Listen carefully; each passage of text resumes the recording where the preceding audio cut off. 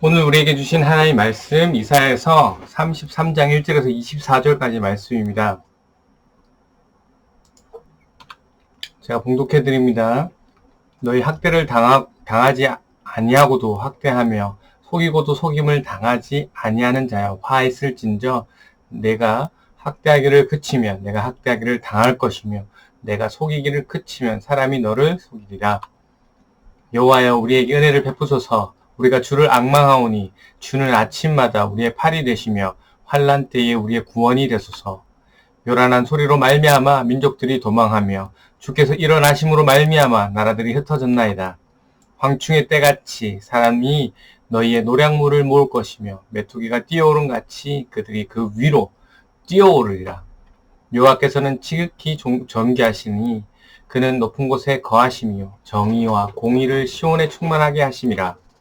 내 시대에 평안함이 있으며 구원과 지혜와 지식이 풍성할 것이니 여호와를 경외함이 내 보배니라.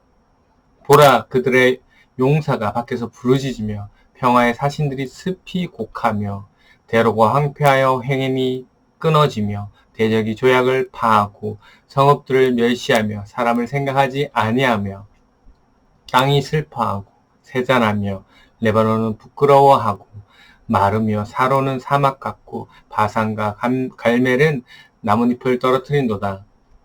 여호와께서 이르시되 내가 이제 일어나며 내가 이제 나를 높이며 내가 이제 지극히 높아지리니 너희가 결을 잉태하고 집을 해산할 것이며 너희의 호흡은 불이 되어 너희를 삼킬 것이며 민족들은 불에 굽는 횃돌 같겠고 잘라서 불에 싸르는 가시나무 같으리로다. 너희 먼 데에 있는 자들아 내가 행한 것들을 들으라. 너희 가까이 있는 자들아 나의 권능을 알라. 시온의 죄인들이 두려워하며 경건하지 아니한 자들이 떨며 이르기를 우리 중에 누가 삼키는 불과 함께 거하겠으며 우리 중에 누가 영영이 타는 것과 함께 거하리요 하도다. 오직 공의롭게 행하는 자, 정직하게 말하는 자, 토색한 재물을 가증히 여기는 자, 손을 흔들며 뇌물을 받지 아니하는 자, 귀를 막아 피 흘리려는 꾀를 듣지 않는 자, 눈을 감아 악을 보지 아니하는 자, 그는 높은 곳에 거하리니 견고한 바위가 그의 요새가 되며 그의 양식은 공급되고 그의 물은 끊어지지 아니하리라.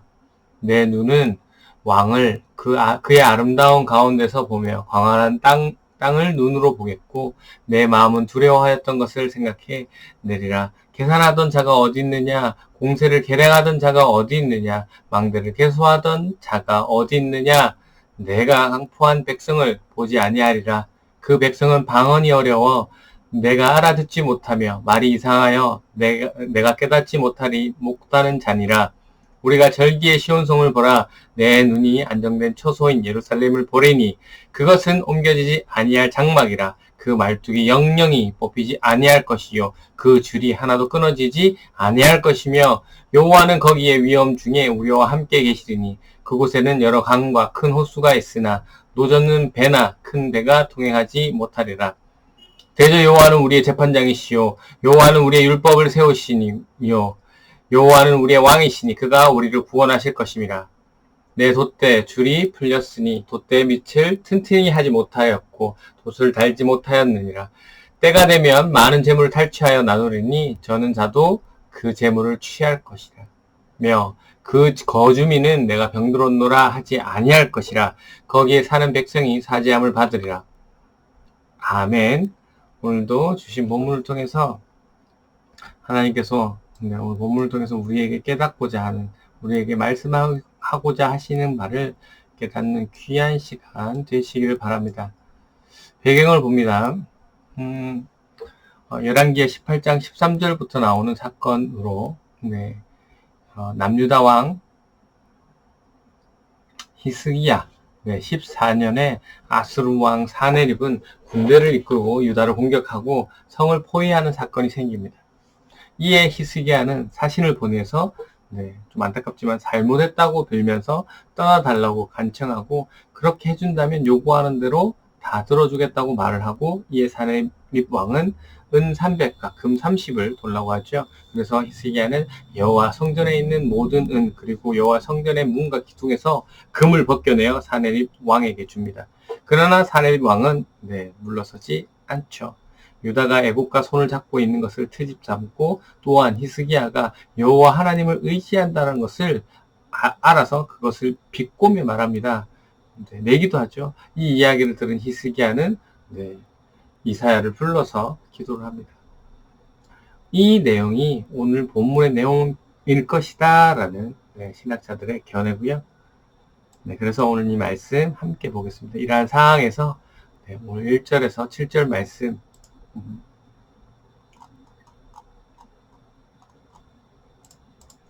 1절에서 7절 말씀은 이사야가 하나님의 구원의 은혜를 구하는 기도하는 모습입니다.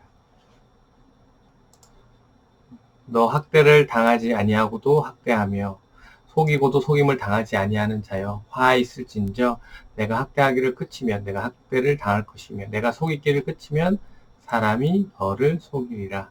이 말씀은 이제 여기에 학대를 당하지 아니하는 또 속임을 당하지 아니하는 이 자는 누구를 얘기하냐면요. 아수르를 이야기합니다. 이 아수르에게 뭐라고 합니까? 화가 있을 것이다 라고 선포하면서 기도가 시작됩니다. 2절에 보시면 하나님 우리에게 은혜를 베풀어 주세요. 우리가 주님을 기다립니다. 아침마다 우리의 능력이 되어주세요. 어려울 때 구원이 되어주세요 라는 기도고요. 3절에 요란한 소리로 말미암아 민족들이 도망하며 주께서 일어나심으로 말미암아 나라들이 흩어졌나이다. 요란한 소리라는 것은 문맥상 하나님이 내시는 소리죠. 현재 유다가 처한 위기의 상황에서 하나님께서 개입하셔서 아수르를 물리치시는 모습을 청각적으로 표현한 것이고요. 이어서 나오는 주께서 일어나심이라는 표현 역시 하나님의 심판을 시각적으로 표현하는 그러한 표현법입니다. 4절입니다. 황충의 때라는 것은 이 표현은 이제 황충의 때는 뒤에 나오는 메뚜기의 일종이고요. 이 황충의 때, 이 황충의 특징은 때로 몰려다니면서 논이나 밭을 한꺼번에 거쳐가면 이 남겨진 곡식이 하나도 없다고 합니다. 그래서 싹 갉아먹어서 그렇다는 거죠. 그래서 이처럼 하나님의 군대에 의해서 이 원수 아수르가 초토화될 것임을 말씀하고 있고요. 그래서 5절 보시면 계속 기도하고 있는 내용이죠. 하나님께서는 존귀하고 높은 곳에 계시는 분이므로 예루살렘의 정의와 공의로 충만케 하실 것이다 라는 것이고 6절 말씀 하나님께서는 평안의 시대를 주실 것이며 백성을 구원하시고 지혜와 지식을 주실 것입니다. 주님을 경외하는 것이 보배입니다 라는 기도 7절 말씀 보라 그들의 용사가 밖에서 부르짖으며 평화의 사신들이 슬피 울며 곡하며 라는 표현입니다. 앞에서 말씀드렸듯이 히스기야 왕은 아수르에게 많은 금과 은을 바쳤는데 그래서 평화사절단을 보냈는데 지금 사내립 왕이 그것을 파기하였기 때문에 어겼기 때문에 용사들과 평화의 사신들이 슬퍼서 운다라는 그런 말씀이고요. 8절 말씀 보시면 대로가 황폐하여 행인이 끊어지며 대적이 조약을 파하고 성읍들이 멸시하며 사람을 생각하지 아니하며 아수르의 침략으로 지금 유다의 모습이 이렇다라는 말씀이고요.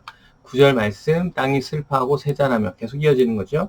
레바논은 부끄러워하며 마르며 사론은 사막과 같고 바산과 갈멜은 나뭇잎을 떨어뜨린도다. 여기에 나오는 레바논, 사론, 바산, 갈멜은 요 당시 가장 비옥한 땅으로 불려진 것인데 전쟁으로 인해서 폐허가 됐다라는 말씀을 하고 있는 건데요.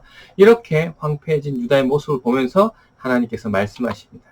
여호와께서 이르시되 내가 이제 일어나서 내가 이제 나를 높이며 내가 이제 지극히 높아지리니 하나님께서 이제 진짜로 움직이시겠다는 것이죠. 나서서 움직이시겠다는 것이죠. 11절 말씀 너희가 결을 잉태하고 집을 해산할 것이며 라는 말씀은 이 결하는 것은 이 쌀이나 보리 같은 곡식에 이제 알맹이를 뺀 그 껍질을 이야기하는 것이잖아요. 아수르가 하는 일들이 이제 하나님의 심판 때는 모든 것이 쓸데없는 일이 될 것이다 라는 것이고, 이어서 너희의 호흡은 불이 되어 너희를 삼킬 것이며 라는 말씀은 아수르의 자신들의 꾀에 자신들이 넘어질 거라는 그런 의미의 말씀입니다.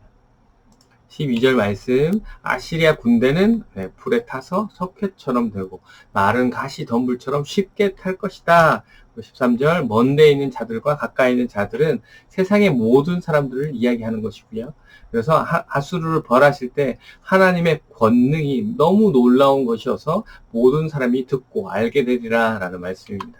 14절에 시온의 죄인들, 그리고 경건하지 아니하는 자들이라는 것은 하나님의 백성 가운데 살고 있으면서 행동이 아수르와 다를 바 없는 불법을 행하고 불의한 유대인들을 이야기합니다. 아수르를 삼킨 하나님의 심판의 불을 본 그 유대인들이, 불법한 유대인들이 두려워서 하는 말이다라는 것이죠. 그렇다면 어떤 사람이 하나님의 심판의 불을 앞에서 살아남을 수 있느냐? 15절에 나와 있습니다.